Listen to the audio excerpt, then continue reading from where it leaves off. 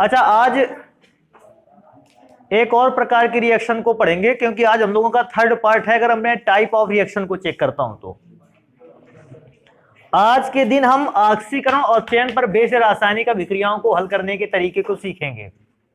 वे रासायनिक अभिक्रियाएं जो ऑक्सीकरण और अपचयन पर बेस्ड होती हैं।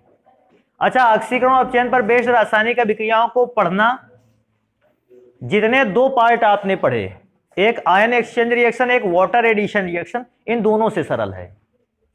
हालांकि इसमें रिएक्शन का साइज थोड़ा सा बड़ा हो जाता है, लेकिन सरलता बढ़ जाती है इस दौरान। तो अभी चेक करेंगे, सबसे पहले इस बात को चेक करेंगे कि ऑक्सीकरण और अपचयन पर बेस्ड रासायनिक अभिक्रियाएं सबसे पहले हम पढ़ेंगे नाइट्रिक अम्ल पर आधारित, कि नाइट्रिक अम्ल पर आधारित ऑक्सीकरण और अपचयन की अभिक्रियाएं कौन कौन सी होती हैं। तो बेटा एक काम करते हैं, हम लिखना स्टार्ट करते हैं सबसे पहले उन चार रासायनिक अभिक्रियाओं को जो नाइट्रीकरण पर बेस्ड आती हैं ऑक्सीकरण और अपचयन को दिखाते हुए। तो हम सबसे पहले जनरल फॉर्म उनका लिखेंगे। तो बेटा हमने नाइट्रिक एसिड पर होने वाली कुछ रासायनिक अभिक्रियाओं के जनरल फॉर्म लिख रखे हैं। कैसे जनरल फॉर्म लिख रखे हैं? देखो मैंने ये चार फॉर्म लिख रखे हैं। नाइट्रिक एसिड पर ये चार प्रकार की अभिक्रियाएं होती हैं। अब इसको चेक करते हैं कि कैसे हम लोग समझेंगे इसको। हम लोग क्या समझेंगे, यहां पे जो COMP लिखा है इसका मतलब है कंपाउंड। कंपाउंड हर बार चेंज होता रहेगा, कभी पहला कंपाउंड कोई दूसरा कंपाउंड, लेकिन नाइट्रिक अम्ल फिक्स रहेगा। जब भी कभी किसी भी कंपाउंड की रिएक्शन हमको नाइट्रिक अम्ल के साथ देगा, चार सिचुएशन होंगी। पहली सिचुएशन की हॉट एंड कंसंट्रेटेड, कहेगा क्या होता है जब किसी पदार्थ की अभिक्रिया गर्म और सांद्र नाइट्रिक अम्ल के साथ कराई जाती है। तो जैसे ही हमको ये कहेगा गर्म और सांद्र नाइट्रिक अम्ल की अभिक्रिया कराई जाती है, हम अभिक्रिया में एक पार्ट जरूर लिख डालेंगे। लेफ्ट पे HNO3 लिख डालेंगे और राइट पे हम लिखेंगे NO2 और H2O। ये तो हम तुरंत लिख डालेंगे, जैसे वो हमको बताएगा नाइट्रिक अम्ल गर्म और कैसा था, सांद्र। ये दो चीजें मैंने तुरंत ही लिख डाली वहां पे। अब इसके बाद क्या करना है, वो अगर हमसे ऐसा कहेगा कि क्या होता है जब कार्बन की अभिक्रिया गर्म और सांद्र नाइट्रिक अम्ल से कराई जाती है, तो बेटा जहां कंपाउंड लिखा है उसकी जगह पर किसको लिखना होगा, कार्बन को। यहां पर कार्बन को लिखना होगा और यहां पर लिखना होगा कार्बन के ऑक्सीडाइज फॉर्म को, कि कार्बन का ऑक्सीकरण करने पर बनता क्या है। कार्बन ऑक्सीकरण करने पर क्या बनता है, तो मैं आपको जनरल फॉर्म में बता दूं, कार्बन डाइऑक्साइड बनता है। लेकिन ये रिएक्शन कब लिखनी है, जैसे मुझे किसी ने व्यक्ति ने बताया कि हमको कहा कि गर्म और सांद्र नाइट्रिक अम्ल से अभिक्रिया होनी है।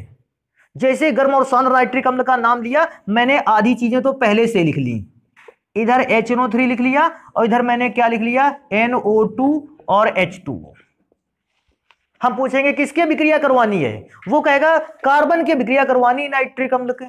तो हम बस इतना याद रखेंगे कि कार्बन का ऑक्सीडाइज फॉर्म क्या होता है, कार्बन का ऑक्सीडाइज फॉर्म होता है CO2। अभिक्रिया कंप्लीट है। लेकिन अगर कोई व्यक्ति हमसे इस बात को कह देता है, क्या कहता है, क्या होता है जब किसी पदार्थ की अभिक्रिया गर्म और तनु नाइट्रिक अम्ल से होती है, तो गर्म और तनु नाइट्रिक अम्ल जैसे कहेगा मैं रिएक्शन का आधा पार्ट फिक्स कर दूंगा। मैं लेफ्ट पे HNO3 को लिखूंगा, राइट में लिखेंगे NO और H2O को। अब किससे करवानी है, अगर वो कहेगा कि हमें सल्फर से करवानी है, तो हम कंपाउंड की जगह पर क्या लिखेंगे, सल्फर, और कंपाउंड के ऑक्सीडाइज फॉर्म की जगह पर लिखेंगे कि सल्फर ऑक्सीकृत होकर क्या बनाता है, मुझे मालूम है सल्फर डाइऑक्साइड बनाता है। मैं इसको मिटा देता हूं। थर्ड रिएक्शन जब मुझे मिलेगी वो किस सिचुएशन पे होगी, होगी नाइट्रिक अम्ल की ही, लेकिन वो रिएक्शन होगी जब नाइट्रिक अम्ल ठंडा होगा और सांद्र होगा।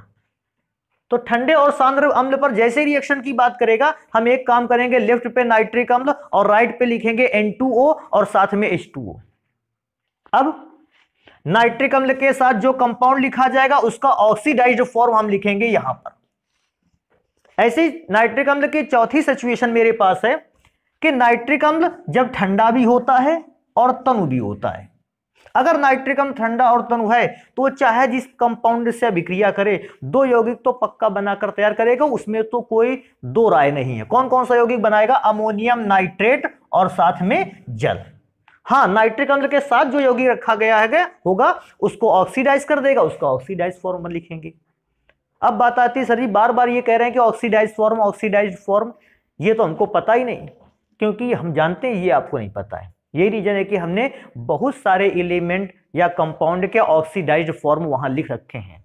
कैसे ऑक्सीडाइज्ड फॉर्म लिख रखे हैं?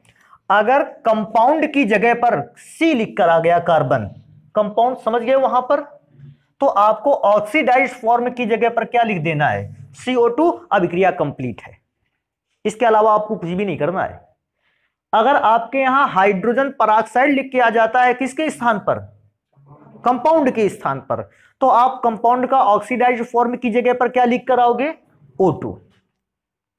अगर सल्फर लिखकर आ गया तो कंपाउंड की जगह पे तो सल्फर आया, ऑक्सीडाइज्ड फॉर्म में क्या लिखोगे? या तो सल्फर डाइऑक्साइड या कुछ मामले में सल्फ्यूरिक अम्ल भी लिखा जा सकता है। अब बात आएगी सर सल्फ्यूरिक अम्ल लिख दिया तो क्या वो भी सही है, और सल्फर डाइऑक्साइड लिख दिया तो भी सही है। सल्फर चेंज होता है सल्फर डाइऑक्साइड में, और सल्फर डाइऑक्साइड चेंज होता है सल्फ्यूरिक अम्ल में। तो क्योंकि वो ऑक्सीडाइज पैटर्न पर ही बना, आप सल्फ्यूरिक एसिड भी लिख सकते थे। आगे चलेंगे, हाइड्रोजन सल्फाइड अगर कंपाउंड की जगह पर लिख दिया जाएगा तो ऑक्सीडाइज फॉर्म में क्या लिखा जाएगा? सल्फर। SO2 H2SO4 में चेंज किया जाएगा। मैं सबको जल्दी जल्दी से पढ़ा के दिखाता हूं। देखो इसको, मेटल का सल्फाइड हुआ, जैसे मेटल का सल्फाइड मैं एक काम कर लेता हूं। मेटल का सल्फाइड, जैसे कि मेरे पास मेटल का सल्फाइड में से एक सल्फाइड है Na2S, ये मेटल का सल्फाइड है। अगर ये कंपाउंड की जगह पर लिख गया तो बेटा चेक करो, देखो मेटल का सल्फाइड काहे में चेंज होता है? मेटल के सल्फेट में। तो मैं बस इसको चेंज करके रख दूंगा मेटल का सल्फेट, तो ये मेटल का सल्फेट चेंज हो गया। अभी कहोगे सर जी और को भी, कैल्शियम सल्फाइड होगा तो कैल्शियम का सल्फेट बना देंगे, पोटेशियम का सल्फाइड होगा पोटेशियम का सल्फेट बना देंगे, मैग्नीशियम का सल्फाइड होगा तो मैग्नीशियम का सल्फेट बना देंगे, और बहुत ज्यादा बात नहीं करते हैं इसके विषय में। अभी आगे चलेंगे, अगर Ki हुआ पोटेशियम आयोडाइड तो हम दो कंपाउंड बनाएंगे, पहला बनाएंगे आयोडीन और दूसरा बनाएंगे KNO3। सेम पैटर्न पे कुछ बातें लिखी, इसको बहुत ध्यान से रखना। जिस प्रकार से अभिक्रिया Ki कर सकता है, सेम अभिक्रिया कौन कर सकता है? KCl। वैसी ही सेम अभिक्रिया कर सकता है KBr, वैसी ही सेम अभिक्रिया NaCl, और वैसी ही सेम रिएक्शन कर सकता है NaBr। अच्छा सोचो, एक मैं पूछता हूं आपसे, अगर NaCl अभिक्रिया करता तो ये कंपाउंड की जगह पे लिखा जाता, ऑक्सीडाइज फॉर्म की जगह पर आप क्या लिखते? सबसे पहले लिखते NaNO3, और Cl को क्या लिखते? Cl2। जैसे K को KNO3 लिखा है, आप Na को NaNO3 लिख देते, I को I2 लिखा है तो Cl को क्या लिख देते? Cl2। अभी आगे चलेंगे, कहता अगर कोई अल्कोहल दे दिया जाए कंपाउंड की जगह पर तो उसके ऑक्सीडाइज फॉर्म की जगह पर आप क्या लिख दोगे? Carboxylic acid. कार्बोक्सिलिक एसिड ऐसा, मेथिल अल्कोहल दे दिया गया तो मेथेनोइक एसिड, एथिल अल्कोहल दे दिया गया एथेनोइक एसिड, प्रोपेनॉल दे दिया गया प्रोपेनोइक एसिड, तो उसका एसिड बनकर तैयार हो जाएगा। लेकिन अभी एक और इंपॉर्टेंट चीज, ये वाली लाइन सबको ध्यान रखना है, रिएक्शन काफी ज्यादा इंपॉर्टेंट रहेगा। अगर कोई कार्बोक्सिलिक एसिड दिया जाए, कार्बोक्सिलिक एसिड जानते हो जिनमें COOH लगा रहता है, जैसे मेरे पास दो कार्बोक्सिलिक एसिड हैं और एक मेरे पास और कार्बोक्सिलिक एसिड है, थोड़ा सा इसको ज्यादा बड़ा नहीं रखते, इसको छोटा रखते हैं, समझाना है हमको केवल। कहता है कार्बोक्सिलिक एसिड, और उन कार्बोक्सिलिक एसिड की केवल बात होगी नो अल्फा हाइड्रोजन, जिनके पास किसी भी प्रकार का अल्फा हाइड्रोजन नहीं है, जैसे फॉर्मिक एसिड। अब देखो अल्फा हाइड्रोजन होता क्या है, ये कार्बोक्सिलिक एसिड वाला कार्बन है, इसके जस्ट बगल में एक और कार्बन है, कार्बन के जस्ट बगल वाले कार्बन को कहते हैं अल्फा कार्बन, और उस अल्फा कार्बन से कितने हाइड्रोजन कनेक्ट हैं? 3, ये हो गया अल्फा हाइड्रोजन। तो अगर इस पे किसी पर अल्फा हाइड्रोजन प्रेजेंट है तो उस पर ऑक्सीकरण की अभिक्रिया नहीं होगी। फॉर्मिक अम्ल में देखो ये कार्बन है, इससे जुड़ा क्या कोई कार्बन है? जब इससे जुड़ा कोई कार्बन नहीं तो अल्फा हाइड्रोजन भी नहीं, इसका ऑक्सीकरण हो जाएगा।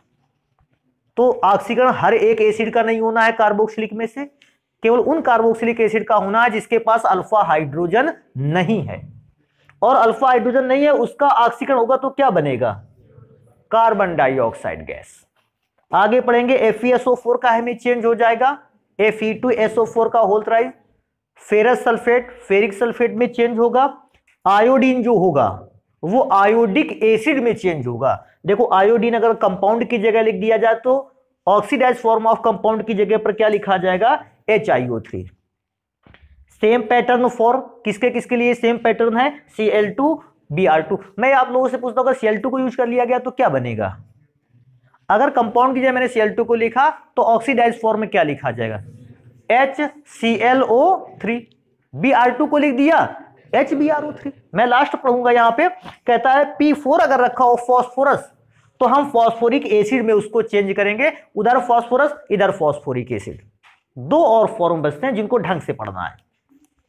अगर कोई मेटल हुआ, मेटल का मतलब है sodium, lithium, potassium, magnesium, calcium, beryllium, कोई भी अगर आपके पास मेटल रख दिया गया तो अगर लेफ्ट पे मेटल रखा है कंपाउंड की जगह पे तो ऑक्सीडाइज फॉर्म की जगह पर हम क्या लिखेंगे, मेटल का नाइट्रेट। सोडियम रखोगे तो सोडियम का नाइट्रेट, पोटेशियम रखोगे पोटेशियम का नाइट्रेट, और मैग्नीशियम को रख दिया तो मैग्नीशियम का नाइट्रेट। एक और चीज, ये दोनों ब्रैकेट के अंदर लिखें, जगह कम थी भैया मैंने यहां पर लिखा उसको।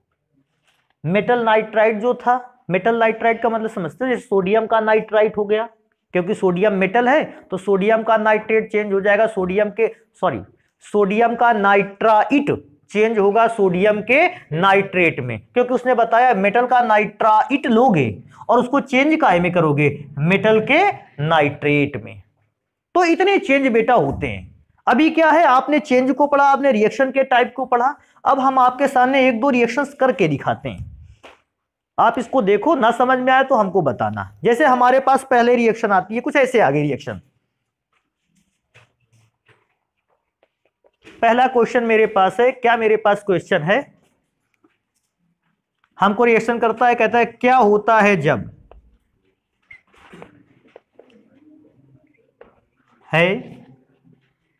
जब पोटेशियम आयोडाइड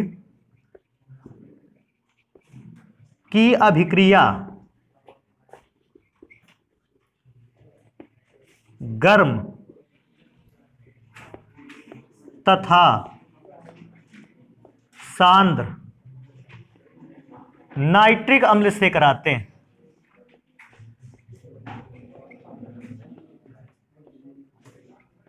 बेटा हो, ये सिचुएशन दी है, बस आप इतना देख के बताओ कि हमारे पास जो नाइट्रिक एसिड की 4 रिएक्शन लिखी थी, इनमें से ये किस पोजीशन को, ये किस सिचुएशन को रिप्रेजेंट करता है, पहली वाली सिचुएशन को, दूसरी वाली, तीसरी वाली, या चौथी वाली सिचुएशन को, पहली सिचुएशन को। जैसे ही हम लोगों को पता चला पहली सिचुएशन को रिप्रेजेंट करता है, हमने अपने मन से देखो क्या किया,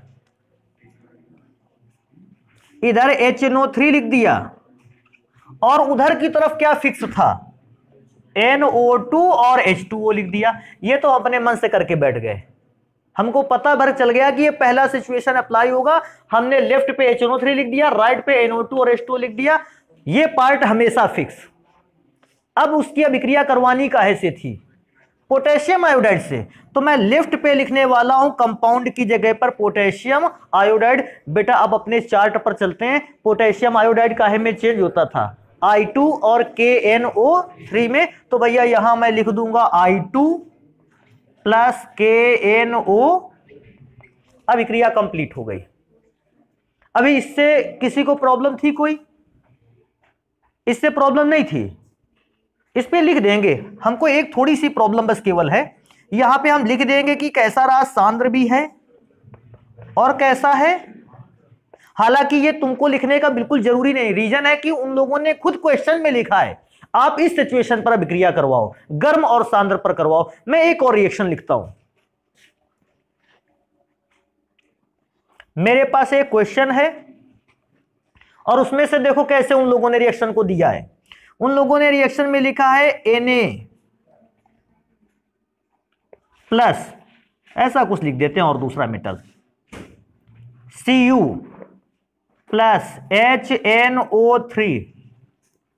बेटा यहां जो उन लोगों ने लिखा है, उन लोगों ने लिखा है गर्म प्लस तनु। अच्छा, गर्म प्लस तनु, वैसे इनमें से कौन से सिचुएशन अप्लाई हो रही है इन 4 रिएक्शंस में? दूसरी सिचुएशन, गर्म और तनु। गर्म हॉट होता है, तनु का मतलब डाइल्यूट। जैसे मुझे देखने को मिला कि गर्म और तनु, वो भी नाइट्रिक अम्ल के विषय में, तो हमने आधी अभिक्रिया को तो पहले फिक्स कर दिया। क्या लिखा? NO plus H2O। इतना तो तुरंत लिख देना है उसका। अब हमको ये बात बताओ, ये कॉपर धातु है ना? चेक करते हैं धातु वाला नियम कहां लिखा है। ये लिखा है, देखो मेटल था, वो मेटल के काहे में चेंज होता है? नाइट्रेट में। तो कॉपर का नाइट्रेट का फॉर्मूला होता है CuNO3 का होल ट्वाइस। ये कॉपर का नाइट्रेट में, भाई मेटल कॉपर है तो कॉपर का क्या लिखना होगा? नाइट्रेट। मेटल नाइट्रेट लिखना है तो कॉपर के नाइट्रेट को फॉर्मूले को लिख दिया। हाँ, ये थोड़ा सा सुधार सकते हैं प्लस। अब एक प्रॉब्लम इसमें बच्चों को आ सकती है, क्या आ सकती है? रिएक्शन बैलेंस नहीं है। तो बेटा मैंने बताया ना, इंटरमीडिएट स्तर पर जब भी आपसे रिएक्शन बैलेंस करने के लिए कहे तो ही करना है, और नहीं तो रिएक्शन बैलेंस करनी नहीं है। आप परेशान ना हो और उसमें एग्जाम टाइम पे रिएक्शन को बहुत ज्यादा बैलेंस करने के चक्कर में भी ना पड़े। आप रिएक्शन लिखा है वो मायने रखता है। रिएक्शन बैलेंस होगी ये क्लास 10th पर मायने रखता है, क्लास 9th पर मायने रखता है। अगर हम इस लेवल और इससे बड़े लेवल पर रिएक्शन को बैलेंस करने जाएंगे तो फिर बेटा कई प्रॉब्लम आने वाली है। हम बैलेंस ही करते रहेंगे काफी देर तक। क्यों? कभी कभी रिएक्शन में देखो 1 2 3 4 पदार्थ आ गए, इधर 2 पदार्थ, 6 पदार्थों में से बैलेंसिंग करनी है। और कभी कभी पदार्थों की बैलेंसिंग भी कठिन होती है। एक रिएक्शन और लिखेंगे, शायद आप लोग समझ पाओ इस बात को, कैसे हमारी समझ से तो बाहर है। क्वेश्चन, अब क्वेश्चन में से मैंने क्या लिखा है? P4, और यहां मैंने HNO3 लिख दिया है, और यहां पर मैंने लिखा है, क्या लिख दूं? Dilute plus cold. ये कौन सी सिचुएशन को अप्लाई करता है? फर्स्ट, सेकेंड, थर्ड, फोर्थ, किसको? 4th number. अच्छा, 4th नंबर पे जैसे ही नाइट्रिक एसिड लिखा, 4th सिचुएशन और नाइट्रिक अम्ल, हमने 2 चीज तो पहले से फिक्स कर दी। सॉरी, 2 चीजें तो पहले से फिक्स कर दी। क्या क्या फिक्स की? NH4NO3 plus H2O। अगर किसी भी व्यक्ति को इसके नाम से प्रॉब्लम है, अमोनियम नाइट्रेट। बेटा क्या बोलते हो? फॉस्फोरस था। अब फॉस्फोरस तो कंपाउंड की जगह पर लिख गया, तो ऑक्सीडाइज ऑफ कंपाउंड की जगह पर हम क्या लिखें? तो फॉस्फोरस को चेक करेंगे, क्या है में चेंज करें? H3PO4। अब हमको ये बता डालो आप लोग 2 मिनट के लिए। अब देखो, ऐसा सोच सकते हो, अगर कार्बन पर अगर केवल चेक किया जाए तो कार्बन पर इसकी जगह पर हॉट और कंसंट्रेशन पर एक सिचुएशन की रिएक्शन हो सकती है, कार्बन पर ही हॉट और डाइल्यूट पर एक रिएक्शन हो सकती है, कार्बन पर ही कोल्ड और कंसंट्रेशन की रिएक्शन हो सकती है, और कार्बन पर ही कोल्ड और डाइल्यूट की रिएक्शन हो सकती है। तो कार्बन परमाणु पर केवल कैसे अभिक्रिया नाइट्रिक अम्ल की हो सकती हैं? 4। तो बेटा यहां तो बहुत सारे चेंज लिखे हैं। अगर हम इनका सबका 4 करवाएंगे तो कम से कम ये हमारे लिए 2-3 क्लासेस का मैटर हो जाएगा कि 3 क्लास 4 क्लास। और तुमको बताएं, अगर मेटल्स को अगर देखेंगे तो मेटल तो बहुत सारी 92 मेटल है, 92 मेटल्स अवेलेबल है हमारे पास। अगर हम इनका सबका रिएक्शन करवाएंगे तो हजारों की संख्या में अभिक्रियाएं बेटा यहीं बनने लगेंगी। और हम नहीं चाहते हैं कि हम उतनी अभिक्रियाएं आपको पढ़ाएं या उतनी अभिक्रियाएं करने में हम समय अपना बर्बाद कर लें। तो मैंने रिएक्शंस को करने का पैटर्न बना दिया है, समझा दिया है। अगर आपको अभी भी कोई प्रॉब्लम लगे तो तुरंत हमको बता डालो अभी कि अभी सर जी ये वाली बात हमको कम समझ में आ रही, अभी इसको तुरंत हल कर लेते हैं। कोई ऐसा चेंज तुमको इधर दिख रहा हो जिसको तुम्हें करने में प्रॉब्लम आए, तुम्हें कुछ भी नहीं करना है, कंपाउंड को देखना है कि क्या कंपाउंड की जगह पर उसने लिख कर दिया है। जो भी कंपाउंड की जगह पर लिख के दे, तुम कंपाउंड को देखो और उसकी जगह पर केवल ऑक्सीडाइज ऑफ कंपाउंड की जगह पर नया वाला पदार्थ लिख दो जो बन करके तैयार हुआ है। रिएक्शन कंप्लीट है अपने आप। अगर इनका रिएक्शन आपको आ जाती है तो एक काम करेंगे, इनको जल्दी से नोट करेंगे, ये पैटर्न भी नोट करेंगे, उस पर बेस्ड रिएक्शन भी नोट करेंगे, और सबसे इंपॉर्टेंट चीज चेंज किस आधार से हुआ है, ये चीज याद रखने लायक है, तो जल्दी से इनको नोट करेंगे। फिर इसके पहले हम लोगों ने नाइट्रिक एसिड पर बेस्ड रिएक्शन को पढ़ा है, अभी पढ़ेंगे कि सल्फ्यूरिक एसिड पर बेस्ड रिएक्शन कौन कौन सी है। बेटा सल्फ्यूरिक एसिड पर बेस्ड अगर रिएक्शन चेक करें तो देखो हमारे पास 3 रिएक्शन आती हैं जिनमें सल्फ्यूरिक एसिड आ जाता है और उसके हिसाब से रिएक्शन चेंज होती है। देखो एक चीज हम तुमको बताएं, रिएक्शन में जब भी किसी कंपाउंड के साथ केवल H2SO4 लिखा हो, लेफ्ट पे अगर H2SO4 लिखा हो, राइट साइड पे अपने मन से इतनी चीज तो लिख ही देना, या ओ कर लेते हैं। मतलब लेफ्ट पे अगर तुमको H2SO4 मिल गया, राइट पे तुमने इतना पदार्थ को अपने आप कवर कर लिया। अभी एक और चीज को ध्यान देते हैं, अगर किसी रिएक्शन के लेफ्ट पर यह पदार्थ मिल जाए, कौन सा, K2Cr2O7 और H2SO4, इन दोनों के साथ कंपाउंड लिखा हो, तो जैसे ही मैंने ये 2 पदार्थ देखे, उन 2 पदार्थ को देखते ही बिल्कुल हमारे दिमाग में एक बात आ जानी चाहिए, क्या, ये 3 पदार्थ हम राइट साइड पे तुरंत लिख लें। उधर K2Cr2O7 H2SO4 को दिखा, इधर 3 पदार्थ अपने मन से लिख दिए, ये तो बनने ही बनने, ये कहीं नहीं जाएंगे।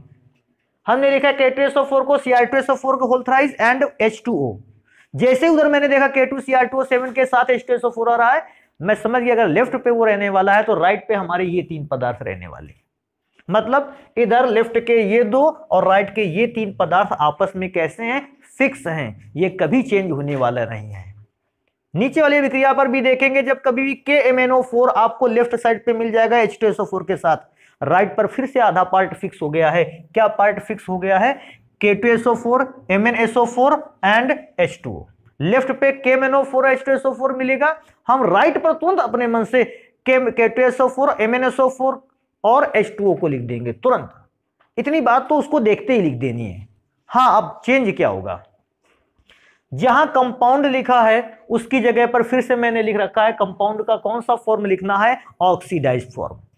और ऑक्सीडाइज्ड फॉर्म कहां से लेके आए, आपके सामने लिखे ये फॉर्मूले, लेकिन इनमें से थोड़ा सा हम चेंज करेंगे सल्फ्यूरिक एसिड के लिए। कहां चेंज करेंगे ये आप भी जानते हो, देखो अभी समझाएंगे समझ जाओगे। पूरे पैटर्न सेम चलते चले आने हैं, बस चेंज हुआ कहां, पोटेशियम आयोडाइड पर। पोटेशियम आयोडाइड पर नाइट्रिक अम्ल जब होती थी अभिक्रिया तो KNO3 लिखते थे। अब पोटेशियम आयोडाइड पर रिएक्शन होगी तो केवल आप क्या लिखोगे, I2। कहोगे सर जी KNO3 नहीं लिखेंगे क्या, तो बेटा मैं बताऊं, जब अभिक्रिया सल्फ्यूरिक अम्ल के साथ हो रही होती है तो आयोडीन I2 में चेंज होता है और K जो चेंज होता है वो चेंज होता है K2SO4 में। तो जो K2SO4 में चेंज होगा वो तो मैंने पहले ही लिख रखा है, इसको लिखने की कोई जरूरत नहीं थी, तो वो मैंने पहले से ही रख रखा है। तो बस केवल उसको क्या करना है, KI को काय में चेंज कर देना है I2 में, बस इतना थोड़ा सा ध्यान रखना है। अगर तुमको लगे कि सर ये ऊपर वाली अभिक्रिया में क्या होगा, तो ऊपर वाली अभिक्रिया में K2SO4 बनेगा, फिर हमको इसको भी लिखना पड़ेगा। बाकी नीचे की इन 2 रिएक्शंस में K2SO4 क्योंकि बन चुका है उसको लिखने की आवश्यकता नहीं है। और आगे चलेंगे, बाकी सारा चेंज ऐसे ही होगा और ये भी चेंज बिल्कुल पूरी तरीके से कंप्लीटली रहेगा। हाँ, कंप्लीटली यहां नहीं रहेगा, क्या नहीं रहेगा, मेटल जो है वो मेटल नाइट्रेट में ना चेंज होकर मेटल काहे में चेंज होगा, सल्फेट में। मतलब कैल्शियम है तो कैल्शियम सल्फेट, मैग्नीशियम है तो मैग्नीशियम सल्फेट में चेंज होगा, और सोडियम है तो सोडियम के सल्फेट में चेंज होगा। और मेटल का जो नाइट्राइट है इस पर किसी भी प्रकार का रिएक्शन आपके पास आने वाला नहीं है, उससे रिएक्शन ही नहीं आएगा, आपसे कोई मतलब ही नहीं रहेगा उधर से। तो ये चेंज होने हैं, और इतने चेंज हो गए तो बन गया काम हमारा। अब देखो हम पढ़ के सुनाते हैं। बेटा हम क्वेश्चन ना लिखेंगे, हम क्वेश्चन को पढ़ेंगे केवल अपने पास से, क्योंकि क्वेश्चन लिखते हैं समय थोड़ा सा ज्यादा बर्बाद हो जाता है। हमारे पास रिएक्शन आई, कैसा रिएक्शन आया, क्या कहता है, क्या होता है जब तांबे के छीलन को या कॉपर की छड़ को या कॉपर के छीलन को सांद्र सल्फ्यूरिक अम्ल के साथ गर्म किया जाता है। क्या होता है जब कॉपर के छीलन को सांद्र सल्फ्यूरिक अम्ल के साथ गर्म किया जाता है। बेटा ए से मिल रहा है, बी से मिल रहा है कि सी से मिल रहा है, ए से। ए से जैसे मिला तो हमने H2SO4 देखा था ना, हमने दो चीजें अपने मन से लिख दी यहां पर, सॉरी, एक तो SO2, दूसरा क्या लिख दिया, H2O। बेटा चेक करो कॉपर धातु है क्या, तो अगर कॉपर मेटल है तो कॉपर को काहे में चेंज होना चाहिए, मेटल के सल्फेट में, मतलब इसको चेंज हो जाना चाहिए CuSO4 में। रिएक्शन कंप्लीट है। फिर देखो मेरे पास एक दूसरा सिचुएशन आ रही है, इसको हम पढ़ेंगे फिर आपसे डिस्कस करेंगे। कहता है क्या होता है जब फॉर्मिक अम्ल की अभिक्रिया पोटेशियम डाइक्रोमेट की उपस्थिति में अम्ल से कराई जाती है। तो क्या बोला, क्या होता है जब फॉर्मिक अम्ल की अभिक्रिया, फॉर्मिक अम्ल की अभिक्रिया पोटेशियम डाइक्रोमेट की उपस्थिति में K2Cr2O7 की उपस्थिति में अम्ल से कराई जाती है, तो इस जगह पे अम्ल हमेशा कौन सा रहता है, H2SO4। कौन सी रिएक्शन से मैच कर रहा है, ये तो पार्ट फिक्स है, सेकेंड वाले से मैच कर रहा है।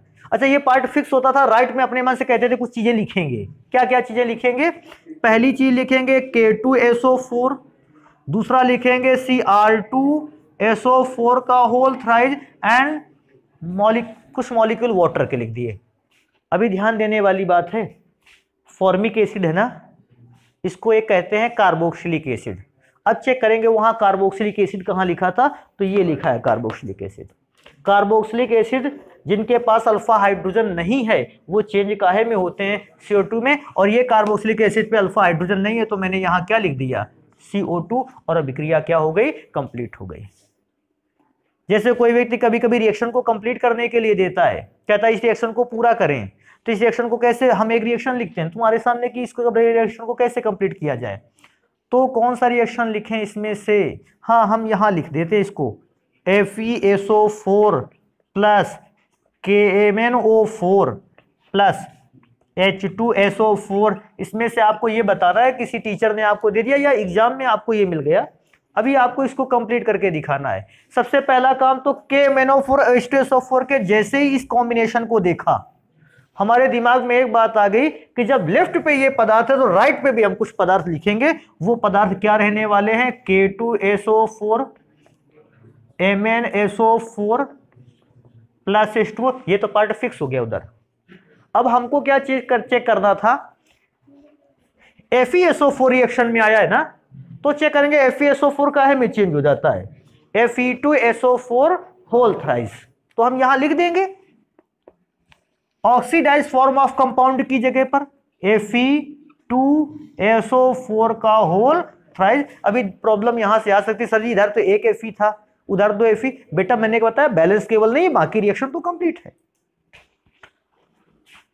अभी एक रिएक्शन और देखो, देखते हैं यहां पे हमारे पास एक और रिएक्शन है, जिसमें से मैं क्या करूं, इसमें से रिएक्शन चेंज करते हैं, थोड़ा सा रिएक्शन चेंज करके करते हैं आयोडीन, और इसमें से इस्तेमाल करते हैं K2Cr2O7 और बेटा H2SO4 को। रिएक्शन कंप्लीट कर पाओगे भैया, कंप्लीट करना आसान है, बहुत ज्यादा आसान है। K2Cr2O7 H2SO4 को देखते मैं समझ गया मेरे लिए आधा पार्ट फिक्स है।